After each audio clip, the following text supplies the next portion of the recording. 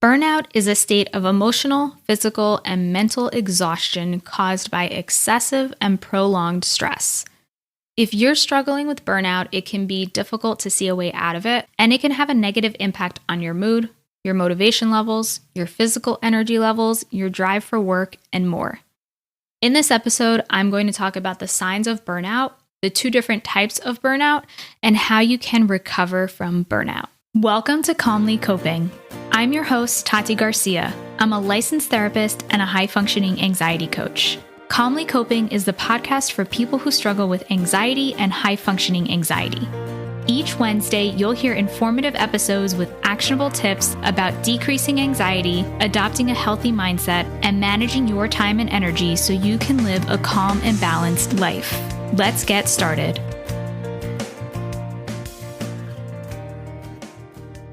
This is episode number 51, How to Recover from Burnout. Welcome back, and welcome if you're a first-time listener. Thank you so much for tuning in. So here are some warning signs that you might be burnt out. Do you feel increased irritability at both work and in your personal relationships? Do you feel overwhelmed and have a never-ending to-do list? Do you feel constantly drained or you have difficulty sleeping? Do you have difficulty waking up or getting out of bed in the morning? Do you never feel like you can relax or take a break? Do you feel pessimistic and as though you don't have support or you're alone in your work or tasks? Do you feel cynical or dreadful about work? And do you feel like you can never get out of this stress? When you've reached burnout, it can be difficult to see a way out and it can feel overwhelming. I want you to know that there is a way to recover from burnout, and the first step is recognizing that you're feeling this way. Now that you've done this, you can take the steps to recover, start feeling better, and take the best steps forward for yourself. So just as a note, I'm going to be focusing primarily on work burnout in this episode, but some of the tips may be helpful if you're struggling from caregiver burnout as well. Burnout rates are high for those in helping professions, jobs with high workloads and high demands, competitive school programs like graduate programs, medical school, and law school, in entrepreneurs or self-employed people, and in jobs where you feel like you have little control. One study in the Journal of Graduate Medical Education looked at internal medicine residents struggling with burnout. And this is a specialty, the medical field, with one of the highest rates of burnout. And they identified two different categories of burnout. So the first was circumstantial burnout, and the second was existential burnout. Here's what circumstantial burnout is. Circumstantial burnout is stemmed from, quote, self-limited circumstances and environmental triggers. So this essentially means that you're feeling burnt out because of your work circumstances or things that are triggering you in your personal life or at work.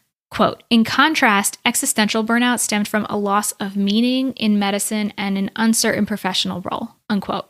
So this is, of course, specific to medicine because this is what they studied in this study, but I also believe that this applies to any field because I've personally experienced this. I've also seen this with my clients, and I've also seen this in other articles online.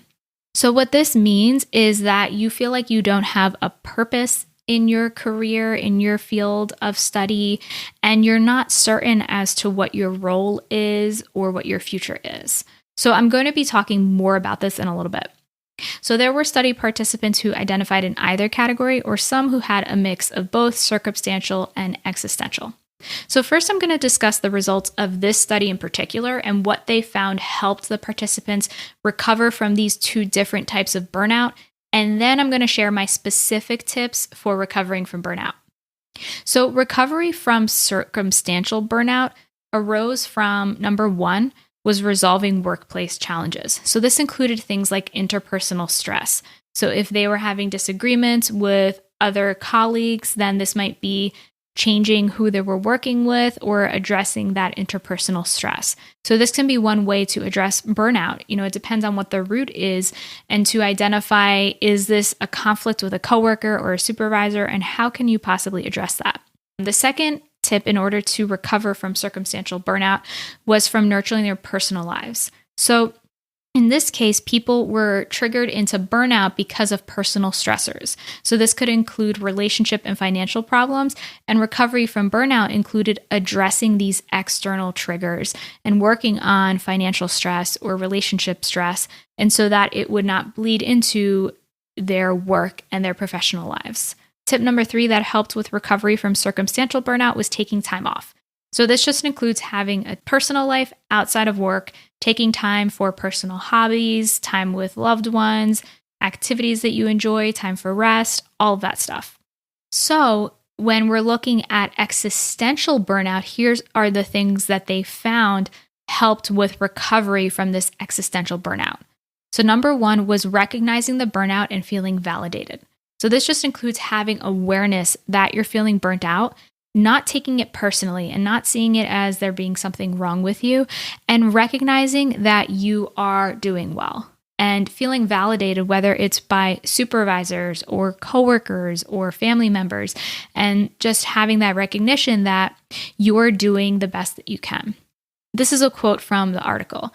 Quote, "As one resident noted, burnout is largely a reflection of your own perception of yourself, of being incompetent and inferior and weak. Until I really started talking about it, I don't feel that the progress really headed in the right direction," unquote. So then, if you're struggling with this existential burnout, this is when it can be important to just have that awareness and just talk about it and get it out.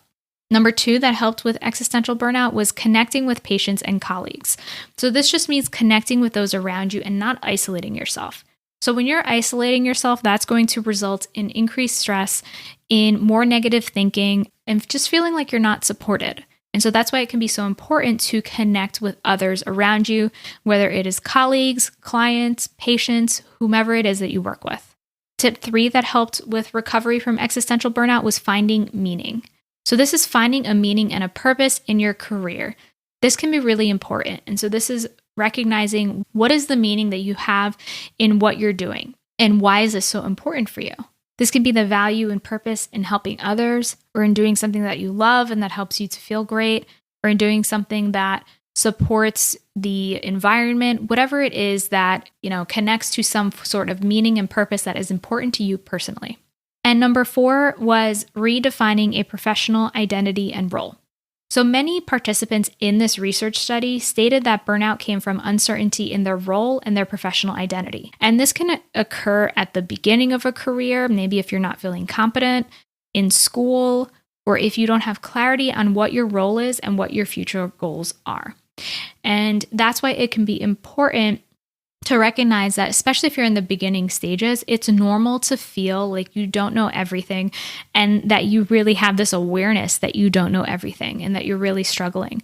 And that's okay. And as you grow and become more experienced in this field, then you're going to become more knowledgeable and things are going to become more automatic. After this quick sponsor, then I'm going to discuss my specific tips to help you recover from burnout.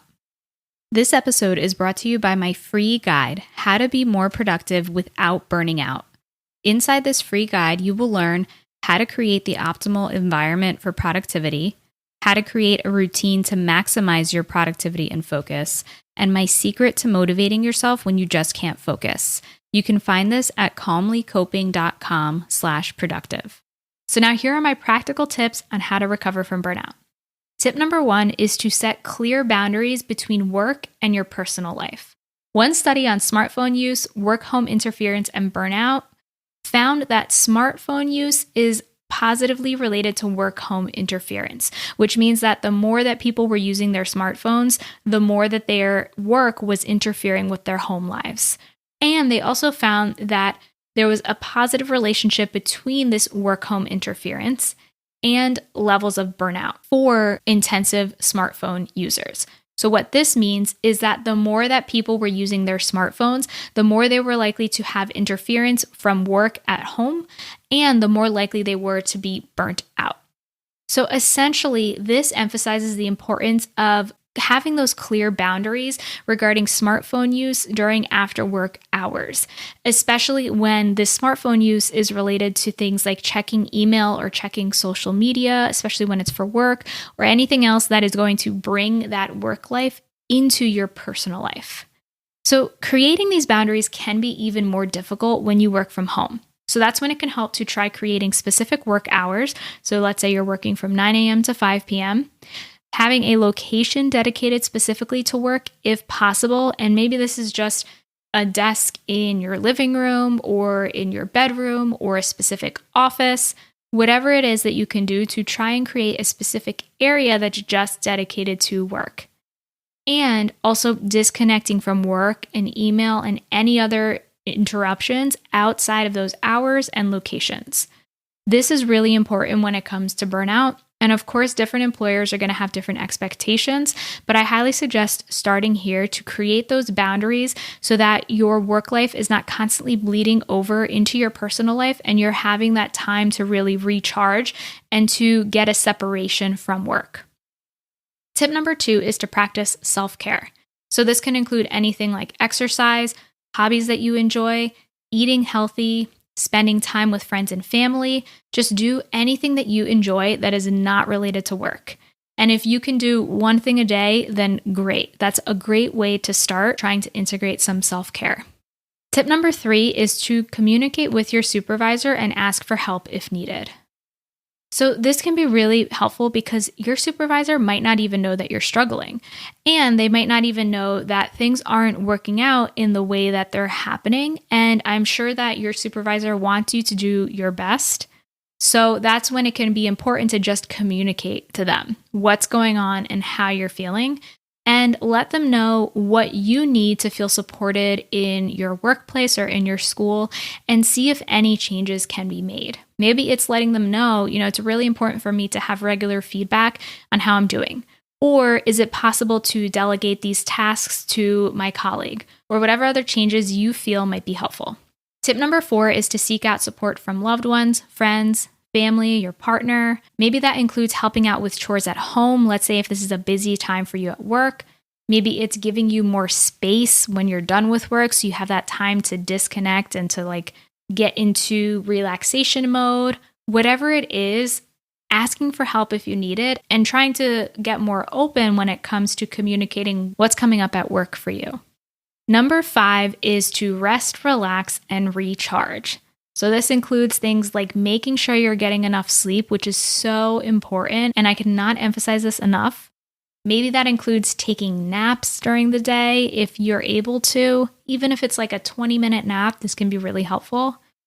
And things like taking regular breaks throughout the day. So even taking a 15-minute break 2 or 3 times a day can be really helpful to allow you that space to rest and recharge. And tip number 6 is to reflect on your why, your meaning in work, and your purpose. Do you feel fulfilled by what you're doing? And is that important to you? So this can vary for everybody. Not everybody needs to feel like they're fulfilled by their job. Some people are okay with just getting a paycheck and going home and then forgetting about it. But if you feel like it's really important and valuable for you to feel fulfilled by what you're doing, then it's worth reflecting upon and reassessing and identifying, is this something that you feel adds value to your life and you feel connects with your values and your purpose? Those are my 6 tips. I hope that was helpful for you. And my action tip for you is to take things one step at a time and try implementing one of these tips today, depending on which one resonated with you the most.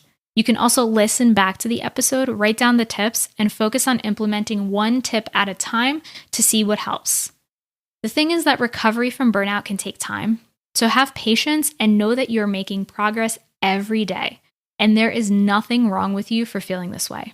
If you're interested in diving deeper and getting one-to-one support to help you recover from burnout, then you can learn more about working with me at calmlycoping.com/coaching. So put this into action and let me know how it helps. I'd love to hear your feedback. And if you found this podcast episode informative, then please leave me a review on iTunes, letting me know your thoughts.